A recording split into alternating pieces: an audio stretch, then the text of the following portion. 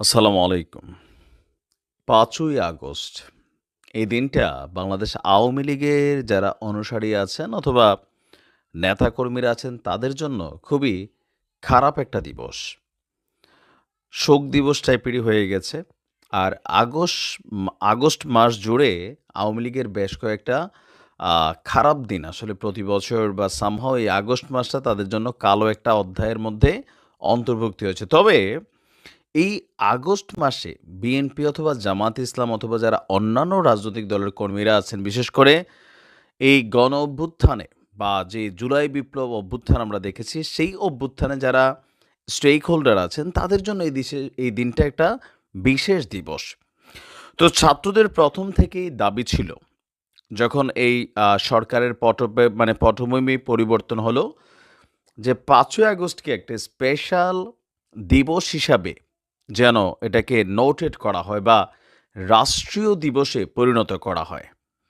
৫ই আগস্ট ঘিরে অবশেষে ছাত্রদের দাবিতে অথবা আমাদের রাজনৈতিক দলগুলোর দাবিতে একটা নতুন দিবস ঘোষণা করতে যাচ্ছে বর্তমান সরকার। আর পরবর্তী সময়ে যে সরকারগুলো আসবেন, তারা এই দিবসটাকে আসলে গ্যাজেটেডভাবে রাখবেন নাকি রাখবেন না, আপাতত আমরা বলতে পারছি না। পরবর্তী সময় হয়তো বোঝা যাবে। বাট আমার ধারণা এটা আনটিল কখনো বাংলাদেশে আওয়ামী লীগ ক্ষমতায় যাওয়ার আগ পর্যন্ত এই দিবসটা রাষ্ট্রীয়ভাবে পালন করা হবে, জাতীয় দিবস হিসাবেই অন্তর্ভুক্তি হতে যাচ্ছে। তো কি এই দিবস? ছাত্র জনতার গণ-অভ্যুত্থানে গত ৫ই আগস্ট শেখ হাসিনার যেই পতন হয়েছে বা শেখ হাসিনার সরকারের পতন, তার ভারতে পলায়ন, এই দিবসটাকে জাতীয়ভাবে পালন করা হবে ঘোষণা আসতে যাচ্ছে। প্রতি বছর ৫ই আগস্টকে জুলাই গণ অভ্যুত্থান দিবস জুলাই গণ অভ্যুত্থান দিবস হিসাবেই পালন করা হবে রাষ্ট্রীয়ভাবে।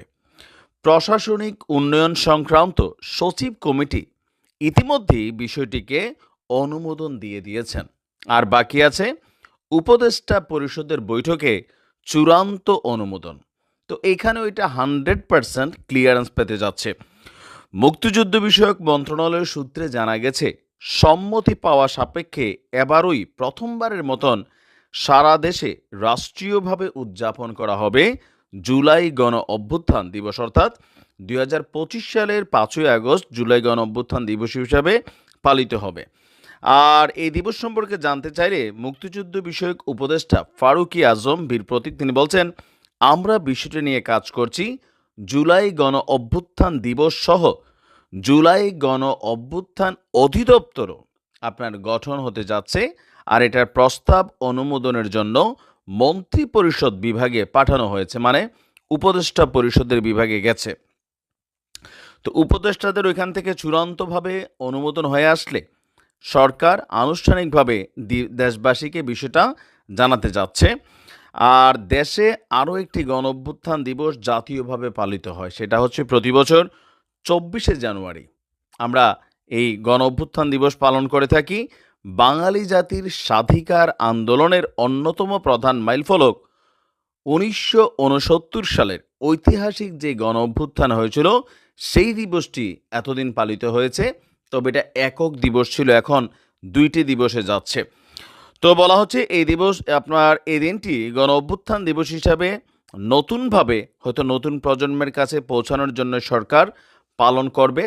আর এই দিবসের প্রতিপাদ্য বিষয় হবে আওয়ামী লীগ সরকারের পতন কিভাবে হয়েছিল, ফেসিজম অথবা স্বৈরাচারের পরিণতি কি হতে পারে, এটাই কিন্তু থাকবে মূল প্রতিপাদ্য বিষয়। এবং এই দিবসে আমাদের বিভিন্ন ধরনের হয়তো এখানে গ্রাফিতি অথবা স্মৃতিচারণ অথবা এই দিবসকে কেন্দ্র করে নাটক, প্রামাণ্যচিত্র, গল্প, কবিতা, উপন্যাস অনেক কিছুই হয়তোবা পালিত হবে। আর এই দিনটা কি সরকারি ছুটি থাকবে নাকি থাকবে না, সেটা হয়তো আমরা খুব শীঘ্রই জানতে পারবো। তো দেখা যাক এই দিবসের ভ্যালুটা আসলে কতটুকু বাঙালি জাতি এটার মূল্যায়ন করে আর কি, সময় বলে দিবে। ভালো থাকুন।